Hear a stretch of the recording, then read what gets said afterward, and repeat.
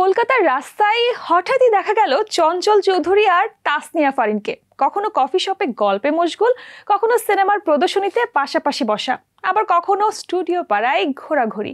ফলে টলিউডে এখন বড় প্রশ্ন, দুজন কি একসঙ্গে কোনো নতুন ছবিতে আসছেন?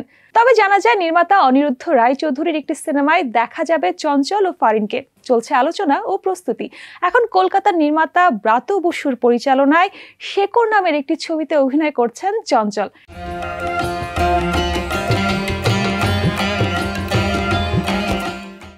একই সময়ে ফারিনও রয়েছেন কলকাতা শহরে। 21 অক্টোবর মুক্তিপ্রাপ্ত কোয়েল মল্লিক, কৌশিক সেন অভিনীত স্বার্থপর ছবির স্পেশাল স্ক্রিনিংয়ে দেখা গেল দুই ঢাকাই তারকাকে। ইতিমধ্যে টলিউডের একাধিক ছবিতে অভিনয় করেছেন চঞ্চল চৌধুরী। সর্বশেষ সৃজিত মুখার্জির পদাতিক সিনেমায় চঞ্চল চৌধুরী অভিনয় করেছেন কিংবদন্তি চলচ্চিত্রকার মৃণাল সেনের চরিত্রে। অন্যদিকে তাসনিয়া ফারিনের সিনেমার অভিষেকই হয় সেখানকার অতনু ঘোষ পরিচালিত আরও এক পৃথিবী ছবি দিয়ে।